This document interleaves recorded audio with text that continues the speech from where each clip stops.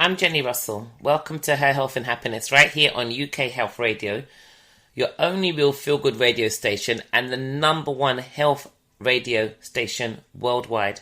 Available on podcast, on Apple, Google Drive, whichever way you get your podcasts. We are here and we are sharing all things health. How you doing? I hope, like me, you to remember that you are blessed and highly favoured, a magnet for miracles, the solution to someone's problem and the answer to somebody's prayer. And I hope this week, continuing on from last week, this show will be the answer to your prayer. Her Health and Happiness is a show dedicated to all aspects of female intimate health and the whole person. And last week I spoke with Dr. Kelly Sarduckas and two other ladies, but I told you there was this synergy between me and Dr. Kelly, and I was on it like a hot rush. I was like, let me contact this wonderful lady. Now, I'm going to share, we literally just spoke for just under an hour last week, and we're going to start to do, she's traveling for a month, and when she's back, we're going to do some amazing, amazing things together. But I just wanted to say that I just went straight in, but I need to make sure that I introduce her in the right way. Dr. Kelly Sarduckas is one of a handful of pelvic physiotherapists in the world who are double board certified in pelvic health and orthopedics. And that's really important, double board certified in pelvic health and orthopedics. I found my pelvic health partner, not in terms of accolades, because she's got those qualifications, they're above me. But I found my pelvic health guru equal, because our approaches definitely complement each other. And so we had this wonderful, relaxed, candid and open conversation last week, and that is going to be the basis of this week's show and a part of next week's show. And as I said, once she's finished travelling around for this month of July, we're going to be sharing lives and doing some amazing things. So watch out for that. So we are talking all things pelvic health. What lies beneath, hidden from view, not a thought or regard. The pelvic floor, your internal bodyguard. Put under pressure all day and all night. To avoid embarrassment, the sphincters must stay shut tight. And so much more in between. So we're going to be sharing that. But just before I do that, I was thinking, like last month I was like, it's my mum's birthday, it's my son's birthday, it's all that. I was excited, my sister's birthday. And I thought, we have 4 seasons.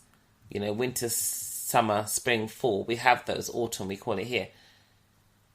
But the seasons of birthdays are just a 365, 366 every 4 years thing. There's always a birthday to celebrate every day. So if it's your birthday wherever you are, then I celebrate you. You have an opportunity to be able to give thanks, to be able to be alive for another year. Many people don't make another birthday. This weekend, I'm going to go to my wonderful friend Bertram, who I told you about. I'm going to his funeral this weekend. And it's funny, this week, if you're not in England, this week, the heavens have opened. The grass needs it, the flowers need it, but the heavens opened. Put it this way, they opened so much so that they washed my car. And when I say washed my car, where my mum lives, the trees by my mum aren't the prettiest trees, and they've got pollen, and they make my car filthy. And I think it's the gulls, not even the birds, the gulls that were just like decided to deposit on my car. The rain came so heavy it washed everything away. When I got in my car last night to leave my mum's after doing my 3 days looking after her, my car was clean. The mess was gone. It was all gone. It's all gone. I give thanks for the rain. Remember, when the rain falls, it's about blessings. Blessings are pouring down. What blessings are you asking for? What are you giving thanks for when the rain falls? Because what is being watered for you? Because without water, things do not grow. They don't stay alive. They don't have their plumpness. They don't have the body that they need. So remember, rain is a blessing. But before we go straight in, I want to share a small testimony. So I've said to you guys that my mum went into hospital walk-in. It's been 1.5 years now. She's bedbound. It's very hard to get her to stand on her legs. It's like she's forgotten how to use her legs. The dementia has accelerated. But she started to become more chatty. the last few weeks now, we've got this wheelchair that fits her, and I have walked her down. It's a 10-minute walk down the road to church. And in church on Sunday, she chatted away for the whole session. Now, much of the chat is like baby talk. Doesn't make a lot of sense. But she's beginning to say sentences. She's beginning to make words. Try to get her up. Her body's very rigid. She won't use her legs. But she sat in the chair 2 days ago and she crossed her legs. She crossed her legs. Now that's massive because it means she lifted the leg up and crossed it. Honestly, when I tell you, when we look at my mum and see how much she's wasted away, my clothes are big on my mum and I'm a small lady. So that's saying something. When she was a big lady, she's a tiny lady now. But the legs don't work. The muscle wastage, that's a single organ failure. The muscle wastage is significant. But there were many times last year when it really looked as if when I had to wait in the hospital for the doctors and said, if you don't put her back on a drip, I'm not prepared to have the conversation where you tell me that over the weekend she passed away, because she was so close to it so many times. But love and an investment of time can do the most amazing things. When palliative care come round, when the nurses come round and they see the freshness in my mum's face, when they see the contour of her skin, and her skin is beautiful, when they see her alertness, they're shocked. They are beyond shocked. Love can cover a multitude of sins, but it can bring people back from the brink. It really can. It's an investment of time. Yes, it may encroach on your time, but my goodness gracious me, my mum carried 6 of us and she did everything for us. This is just a small token of being able to give back and say thanks. So I give thanks for having this opportunity to be able to spend this time with my mum, because it's a great, great thing. And I get to feed her all the organic, free-range food that I buy that she wouldn't buy for herself. I get to treat her like the queen that she has always been, but we just didn't recognise. So I want to give thanks to everyone out there who's caring for someone and who's seen that person go right to the brink where they really thought that was the end of their life, and they've brought them back. And they've brought them back because love allows you to endure. It allows you to do whatever it takes. And when you do it and you see it manifest in the reverse engineering of certain sicknesses and diseases, you know that it's worth the journey. It's the same when I work with my clients. When I see their ability to change, it's fantastic. My client with polio, we've done some stretches with the ball on Friday. Now, she can't get onto all fours the way in which we would do in a conventional sense. But that ability to open up the shoulder girdle, to actually be able to make changes where she's holding those crutches and rounding the body all the time and adjusting her posture, just that feeling of being able to be free, it's making a difference to her life. So I'm not saying I'm this miracle worker that's going to get her to be standing completely upright, walking without no worries, when she's had a leg she's never used for 56 years. But what I am doing is improving the quality of her life by improving her posture, by helping her to break down the calcification around joints, by opening her up, by allowing the diaphragm to move more freely, by building a stronger abdominal wall that will allow her to be able to use the pelvis and be able to use different crutches so that she's not compromising her posture to such a degree as she has been doing. That's what that's about. That's what that investment is. And that makes a significant difference to her relationship with herself, with her husband, and with her children. That changes her quality of life, and that gives her more hope for her future. It will be the same for my client with the MS, to reverse engineer the MS so that she does not have to use the crutches, so that the business that she wants to build, she's able to show women how self-love is really achievable by actually living it for herself and recognizing that actually she doesn't have to stay in a depressed state or feel that her life is only going to go one way, because now she's taking back control and she's deciding her destiny. She's deciding and taking charge and not allowing the condition to dictate her destiny, and not allowing what external third-party people tell you will allow you to dictate your destiny. You have to take control at some point of your life, but it's a choice, a decision, then that decision is followed through, and I promise you, life is better. This is why I run the 60-day challenges, and this is why I encourage you to get involved. It's not too late. You can send me an email, pelvicsecrets@icloud.com, or you can find me on Twitter and Instagram @pelvicsecrets. The reason why it's so important is because it allows you to have hope in your abilities to live life better, to have a better future than what you are experiencing right now. And to know, if you read my article I did this week, who can steal your dreams? Don't let someone else steal your dream. You have a dream for what you want for your life. Then what happens is somebody else who does not have the same vision as you tells you your dream is unrealistic, and you buy into what they say to you. Don't buy into somebody else's vision of your vision. The vision was given to you. As long as you follow it through, the vision will come to pass. The Bible says, write the vision on tablets so that he who sees it may run with it. And though it tarry, wait for it, for at the appointed time it will come. You have to believe in what you want. When it comes to finances, we could do things, Napoleon Hill, Think and Grow Rich. We do that. It's not a problem. But when it comes to relationships, we get told maybe our chest is a bit high and we should maybe lower our expectations and blah, blah, blah. That may be that person's expectation that they want to lower. But if your expectation is high, according to who? It's not high according to God. He never said he limited you. Don't limit yourself. The only limits you have are the limits of your own imagination. Don't allow your imagination to become limited. Allow your imagination to be limitless. And I promise you, what you ask for, I know that for me as a Christian, in Jesus' name, along with his will, it will come. So watch this space. Let's play a trail, and then let's get into the show.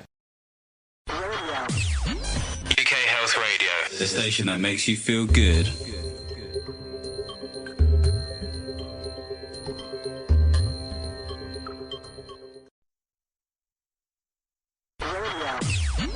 UK Health Radio, the station that makes you feel good.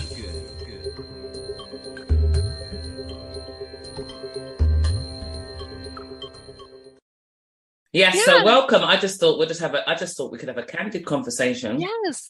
And from the time I woke up in the morning, I saw you and you followed me, and I was like, this woman is right up my street. She's right up my street. And I thought, I'll save the best till last. Don't worry, I'll talk to you too. And I like products. I do like products, but I'm all things brain to vagina. Oh my gosh, exactly. And that's the thing.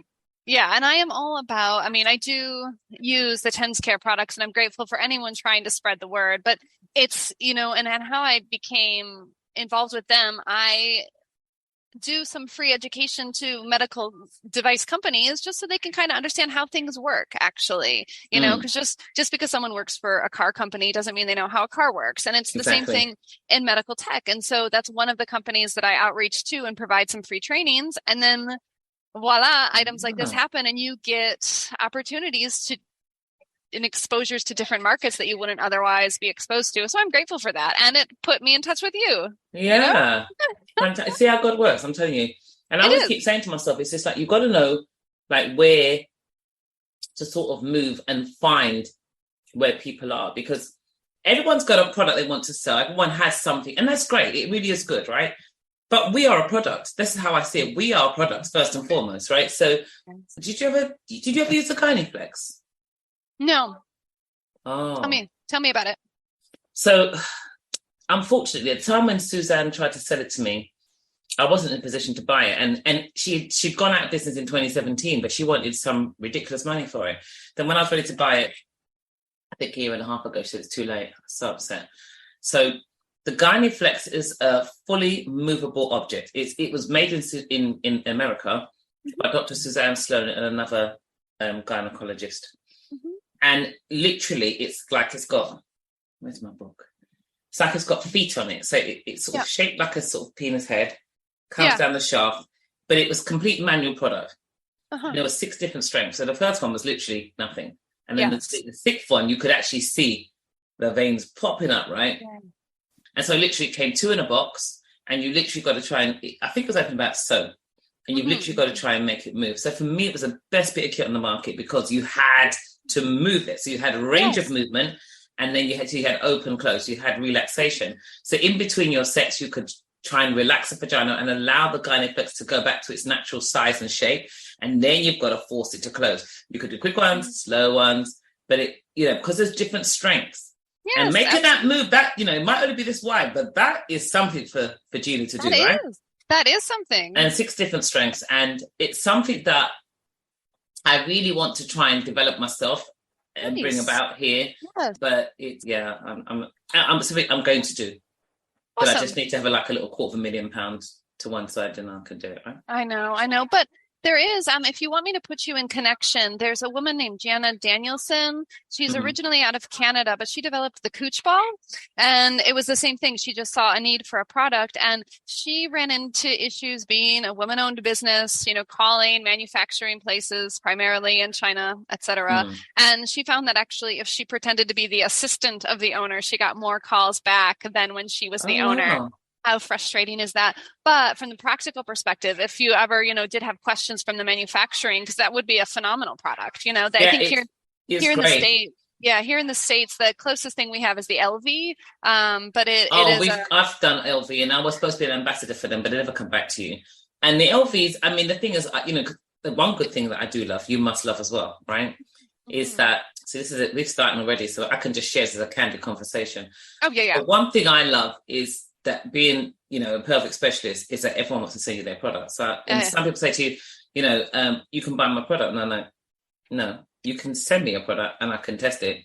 Exactly. I can tell you if it works. And in fact, send me 2. And some of them are reluctant to send me 2. And the reason why I want 2, because I want to try it. And if I can't try it, I can't give it to a client. So you need to send me 2. Yeah. So I can give 1 to a client to try it.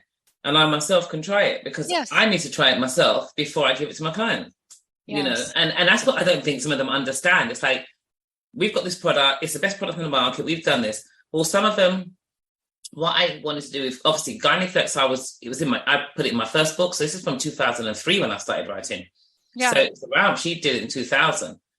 But the one thing Suzanne didn't do was develop the product. It was such a great product at the time, and she didn't really have a lot of competition. Then there was a product that came out over here that was a similar concept, but it was like a pair of curling tongs. And it had a spring in it. Okay. A spring inside the vagina. Yeah, probably not the most hygienic. Change the spring, which means it can come out and catch you. Oh dear! Snap, pinch. So that was not working at all. Yeah. And I think the thing where I suppose really it needed more innovation, it needed stuff. As technology came, it's like, well, what can I do with Gyniflex? Well, for me, what she should have done is, I don't know how much it would have cost, but really that just needs to have an electrode that runs right through it. Because a lot of the products have an electrode that runs in one part. This needs to have an electrode that runs right through the top and right through the bottom, the parts that you move, and through the whole of the shaft, because you want to know, it's almost as if we have a left and right side, right? Yes. So when we give them the probe and they use the probes and do whatever, it gives you a measurement, but it doesn't tell you if that is the right side that's doing all the work and the left side's just coming along for the ride, or vice versa. Exactly, Jenny. Yeah. I know. Well, totally. One of my favorite things to do with my clients is we'll take something like an e-stim device, and if they ever read the actual directions, it's ridiculous, because like we talked about on the podcast a couple of weeks ago, the instructions are to turn it up to maximal tolerable intensity and run it for like 20 minutes. And that doesn't help, because the issue is that lack of control and that everything's like this all the time. So we have them insert the electrical device, making sure that the probes are on the superficial muscles first, and then gradually turn up point by point. And what I am most interested in is the point of first sensation, Jenny. And for this particular task, I like when there's only an electrode on like the front and the back, because like, let's say front's 12, back 6. So we insert and we gradually increase. And this part is, I would love to do an actual scientific study about this. I don't know if I ever will, just appreciating my limitations as a human and where I choose to divide my energy. But in my clients that are continent and having amazing sex and being confident in the weight room, I'll see first sensation somewhere between 12 to 14 millivolts, let's say, right? It doesn't actually matter at this point, but let's say they can first sense at 12 and 6, and they can say, okay, I can feel the front, I can feel the back. And then we spin a little, and now it's like 1 and 7. Okay, I can feel 1. Oh, I can't feel 7. I'm not sure, yeah.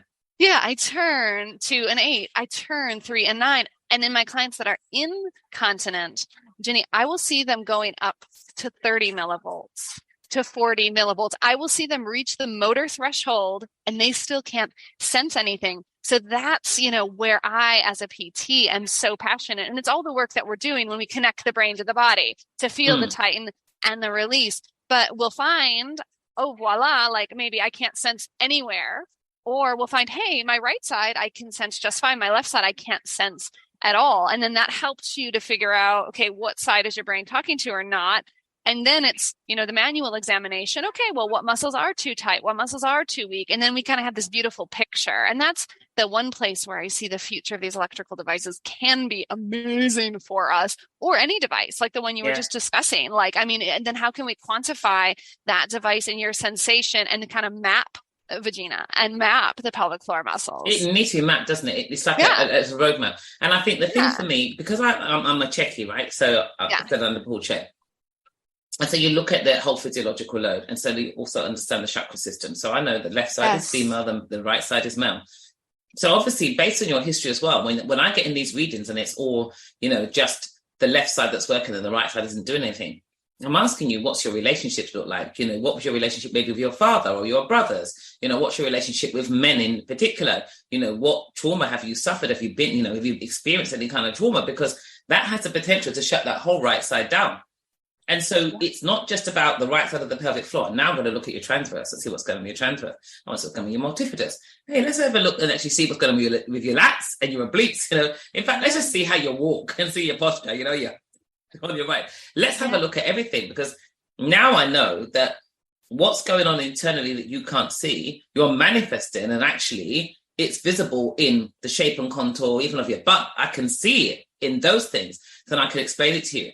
Then I could say to you now, this is what the emotional stuff has done, and it's locked itself right in here. It's housed in here. If you are willing for us to work on this emotional side, and where you're willing to work on being able to forgive that person, it's not letting them go and letting them off. It's letting yourself off, because that person has, whatever they've done to you, they've done it. Yes. They're not doing it. And so that's the difference.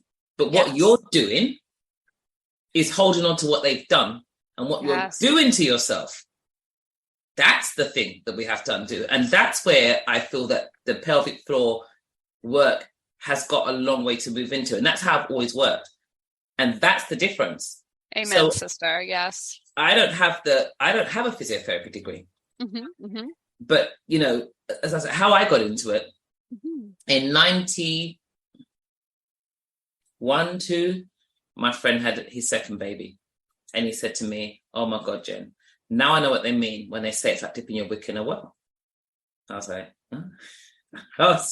I was like, is that what happens after you have children? Like, you have this expanse experience. And I just, I remember I did a sales course last year, and the guy said, you're trying to give your line and your hook to try and get people in. It's like, what's your line? And I'm like, well, I want to help women to become confidently continent and sexually satisfied, or to improve in posture, performance, and body shape.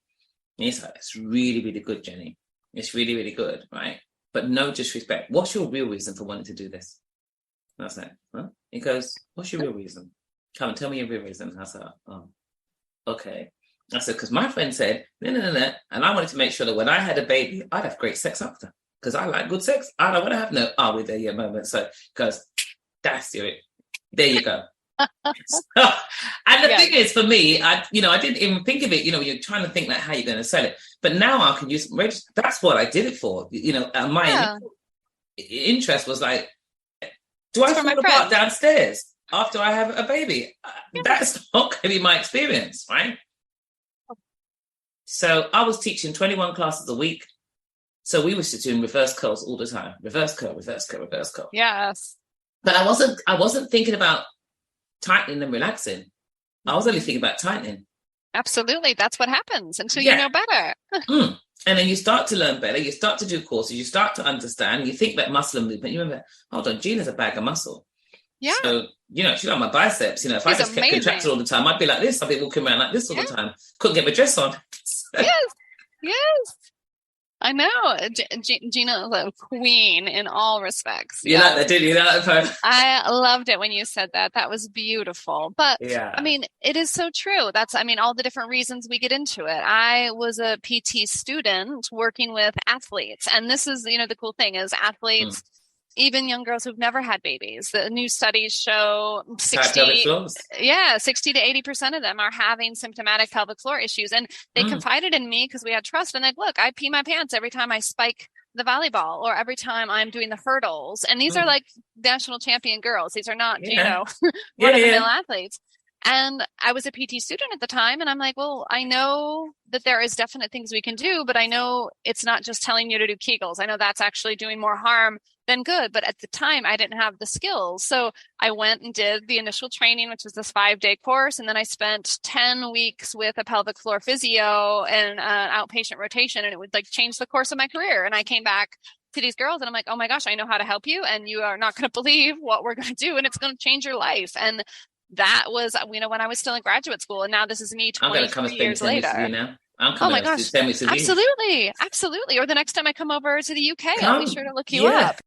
There's no courses as such that really go technically in deep on pelvic floor. Way back then, there was nothing. But I just kept saying, I'm going to write a book. And so Paul Chet said to me, put it in writing, Russell, before somebody takes your stuff and does it themselves. And so that's why, the first book I wrote, that Can a Vagina Really Buy a Mercedes, and subtitled What Can Which You I need to buy. As soon as I get back from my travels, I'm still traveling for another month. Send me your address and I'll send it to you because I wrote it in 2005 and you won't get it now. And if you get it off me off my website, you won't get it. Oh my gosh. On Amazon, it's like some ridiculous price. So you don't want to pay that price. On Amazon, somebody saw it for £127. Thank you. But I've only got a handful of them left, so I'm happy to send them. I would be honored. And yeah, my pleasure. And it's just 65 pages, dumb little thing. And literally, all it was when I wrote it was really to look at the relationship between the transverse abdominals and the pelvic floor and the impact on sexual function.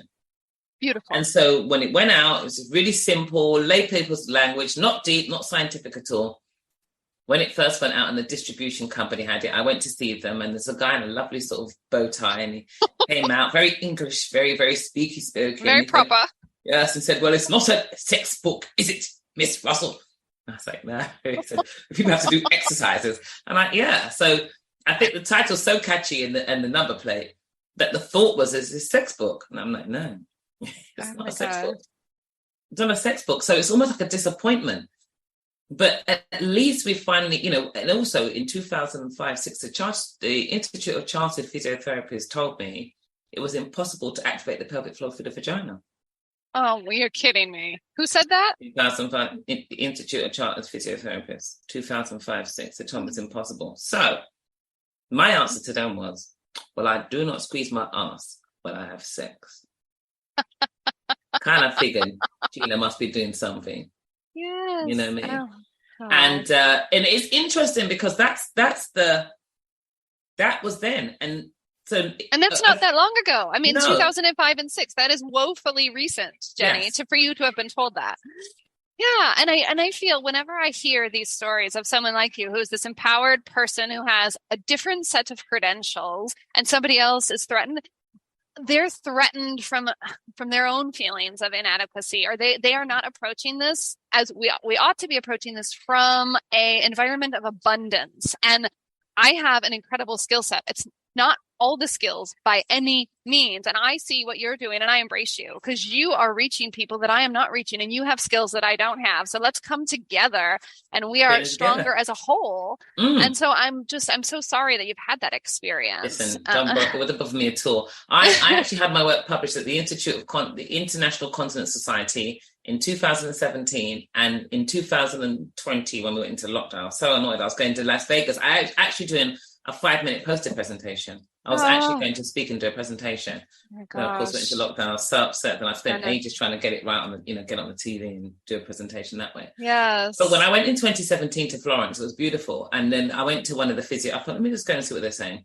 I went to one of the workshops, and the physio was saying, well, we shouldn't let anybody talk about this. We've done 4 years of training. And I was thinking, shut up, bitch. I published my first book in 2005. What are you talking about?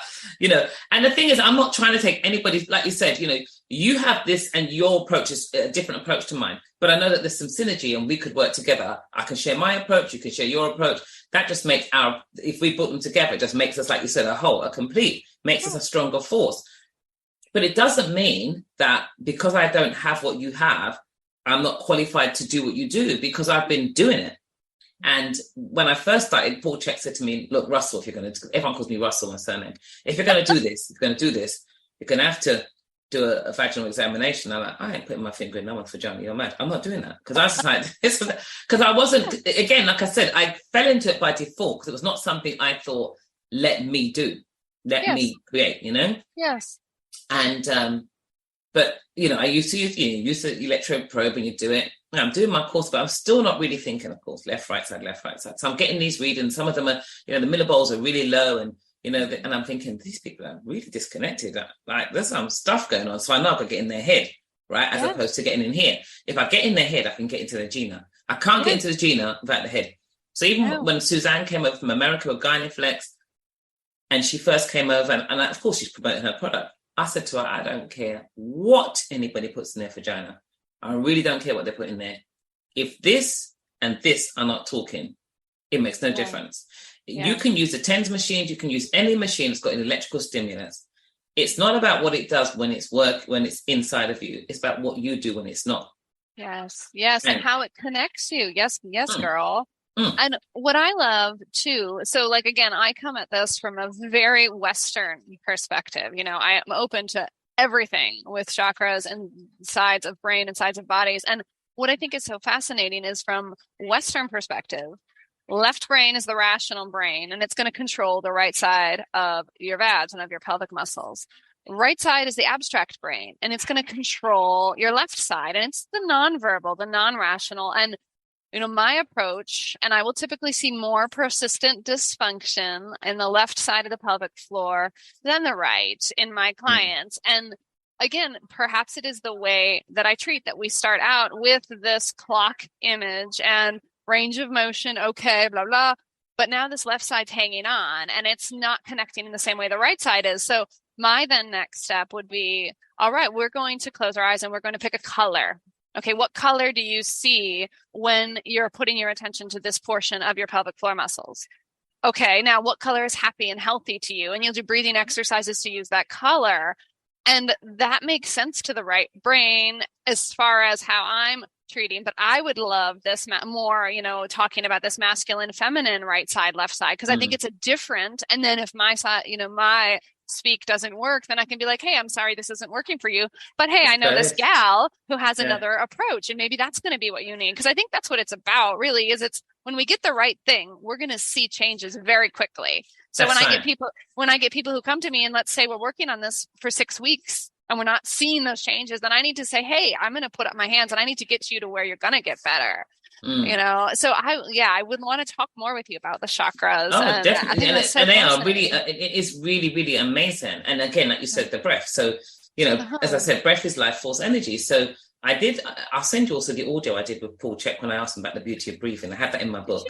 And I asked him a question, a 9-minute answer. So great. It's, I never used all the rest of it. I should have used all the other questions I asked him. I need to really try and get back into that and use it. But that one for me was really good. So I send it to clients as well. And he answers that question. So he talks about athletes are tight with hemorrhoids and tight pelvic floors and stuff like this. Yes. And, like he says, at the end of the day, remember, the biggest pressure fluctuations in the body comes from the diaphragm, which creates the biggest pressure fluctuations in the abdominal cavity, which ultimately create the pressure fluctuations that impact the pelvic floor. So if the diaphragm doesn't move really well and it's blocked, then the pressure fluctuations, nothing's working in concert. That the can, the top of the can's doing this, the bottom of the can's just going, okay, and it's just giving way, right? So people have to understand that if their breath is compromised, then the pressure fluctuations become compromised, and ultimately the pelvic floor doesn't work. Exactly. And so, like I said, you can't go after anything orthopedic or repair anything below the belly button if you don't actually, first of all, look at diaphragmatic breathing and look at oxygen. And in the Czech system, oxygen is considered a nutrient. So we see it as a nutrient because obviously everything else you can do that, but 3 minutes and the brain starts to die. So that's the one nutrient you need. Then if you think of it as the nutrient and the master nutrient, because in the 24-hour cycle, the energy goes around the meridian twice in that cycle, but the chief meridian is the lungs, right? So it starts with the lungs. So you look at that cycle there and you think, well, okay, the chief meridian is the lungs. You think about oxygen. You think about nutrition and blood. So nutrition's carried in the blood, pushed around the body by oxygen. So the better you breathe, the better it's going to be. If a man wants to have a great erection, that thing needs to be full of oxygen, it needs to be full of blood flow. So the breath is important. And as we get older, and they go, like, for me, like I said, I'm sassy, sexy 60, right? So I'm already in my 7th decade as such, right? So there are people coming into this decade as well. And as they're getting older, more Black men are susceptible to prostate issues. Yes. But the issue they're having as well is they're not able to maintain the erection. If they get it, they're having premature ejaculation, they're having premature orgasm.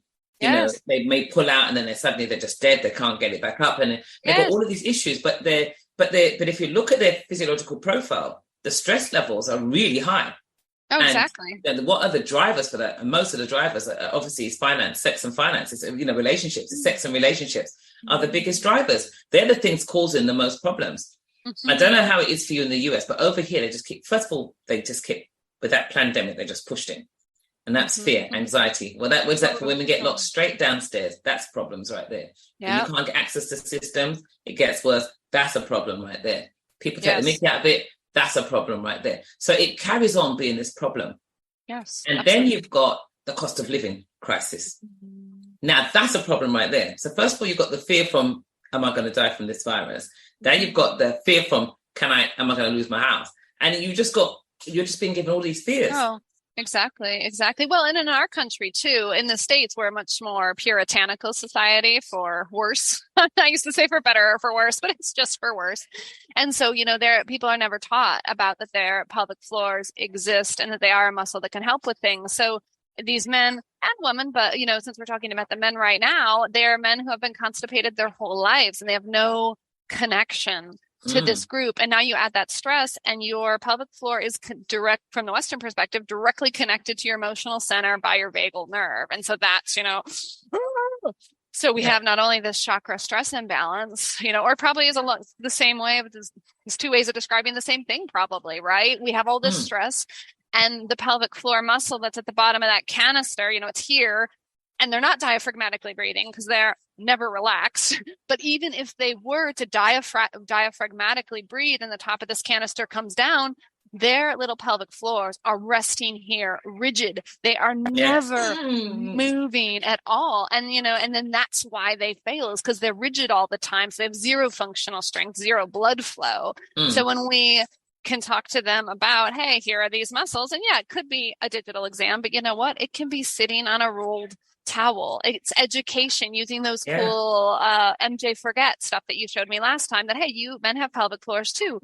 The prostatectomy stuff. Like, I don't know if you've seen any of the science out about that, like and again, it's about physio, but what you're doing would count as the same thing. With no education, half of the men are continent 1 year post prostatectomy.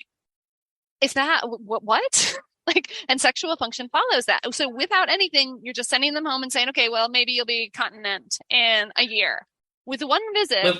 What are they supposed to be using? Exactly. And then they've got the stress and anxiety about being incontinent. So how do you think they're going to be continent when they're worried about being incontinent? Yeah. And with one visit of pelvic physio or just good education, average return to continence, Jenny, was 3 months. And then sexual function follows that. So it's like, I just don't get why, people like you and I don't get more screen time, right? Because it's like, oh my gosh. We have to push our own screen time. We need to say we're doing this. So the next time we do this, we need to actually do this. And then we can do another one and we can repeat even this conversation and do it live to Facebook, right? because that's what we need to. That's what we need to do. Then go live to Facebook, which then get shared to our Instagram, so it gets shared, because that's the way in which we get ourselves out there. If we had like a bi-weekly a bi-weekly court thing, then people could start asking questions on Facebook. That's how we build our audience, right? Because like I said, there's two different approaches, right? I worked with sadly, this guy passed away a few weeks ago. I'm waiting to find out when his funeral is going to be. I'm sorry.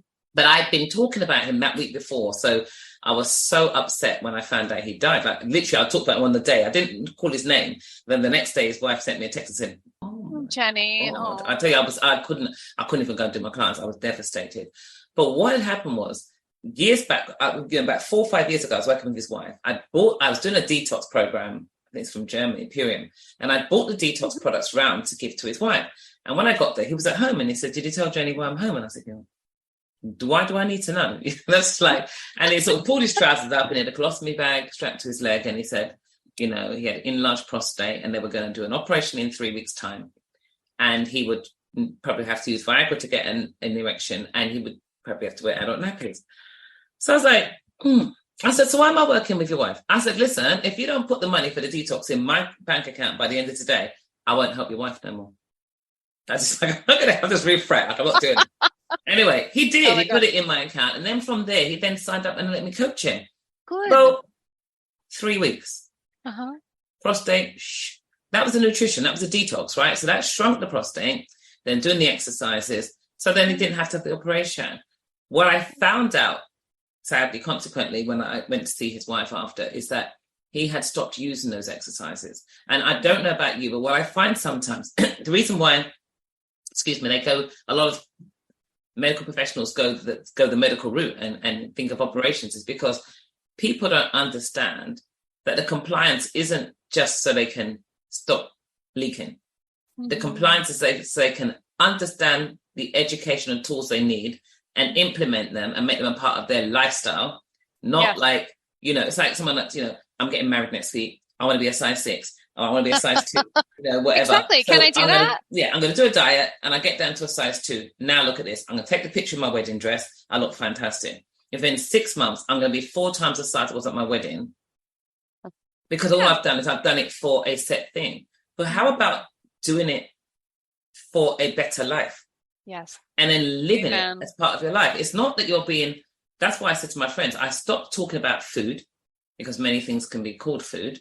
So I talk about nutrition, because it's the nutrition that's going to make the difference in terms of anti-inflammatory, healing, strength, restoration, relaxation, whatever, right? Yes. So we talk about nutrition. Let's look at movement that matters, because there's lots of high-intensity exercises that are not going to help you and not going to get you where you need to be. Your body's already full of stress, so it doesn't need exercises that are going to take it, up to the moon in stress, because it's just going to make the muscles that are rigid even more rigid. Totally. Exactly. Movement as medicine and movement as therapeutic strength through motion. Yes, absolutely. Absolutely. So we've got to look at it from a different perspective. We've got to understand the fastest way to get sick is to lack sleep. And if your body follows a circadian rhythm to the sun, then that 10 to 12 window before midnight is crucial. You need to be able to repair, report, restore, refresh, and rebuild. But if you're going to bed 1, 2 o'clock in the morning, when the liver's trying to flush and all, the organs, you're in trouble, because the body's not getting that physical repair it needs to have. The psychogenic repair is not there. You're not sleeping very well. So when does the body get the chance to repair and restore? When it's laying down those memories with the amygdala and the hippocampus, when are those things actually allowed to do their job? I think we should just make a list of topics that we want to talk about, and what's our most important? Like, does it all start with sleep? Does it all start with water? UK Health Radio, the station that makes you feel good.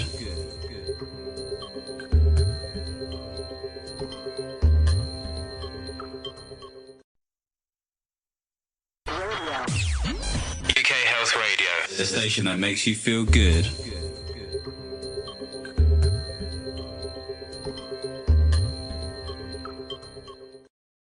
I have got to learn that I'm interviewing my guests, and so I need to let them speak and stop getting so excited by their answer that I interject halfway through. So I'm making my own apology. Kelly, Dr. Kelly, I apologise. I'll play part 2 next week But then moving forward, once she returns from her travels, I promise you I'm going to let her lead the conversation. But I would honestly tell you to look her up on Instagram, The Real Pelvic Floored. Add an ED to floor. And you'll see that some of her videos that she's done and her bits are really, they're lovely. They're great. She's got a great way of delivering the message as well. And I think it's really important. It's really nice to be able for me to speak to, double board certified pelvic health and orthopedic specialist who has such a beautiful approach to it that's really user friendly, because many times the approach can be quite rigid. It can be quite scientific, and so therefore it doesn't reach the people. But I write the spoken word because that helps me to deliver my message. Then Dr. Kelly uses different puppets, different props. She uses music and dance, and that helps her to deliver her message. But the most important thing is how the message is received by you, the patient, you, the client.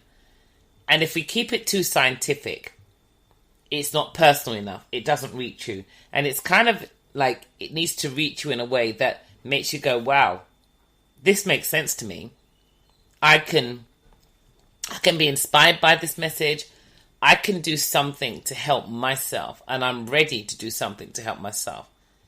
Because the first thing you need to do is make a decision that you want to take back control, that you want to live life better, that you want a different outcome. And then you need to follow it through. And yes, that journey can be scary, but it requires a level of compliance. It just requires the right discipline, and it requires you to be working alongside the right coach. And so therefore, once you feel like you're getting where you need to be, it really is a great journey. And as I said before, I always talk about the 6 rewards: the flatter abs, the better shaped butt, the better shaped thighs, the improved posture, the dry knuckles always, and the great sex. Which one don't you want? The fact that you are able to make changes to your internal body system in terms of your Gina, but then also make physical changes in terms of your posture, performance, and body shape, makes it a more exciting proposition because it's an all-round, and that's what people want. So, as I said, I've got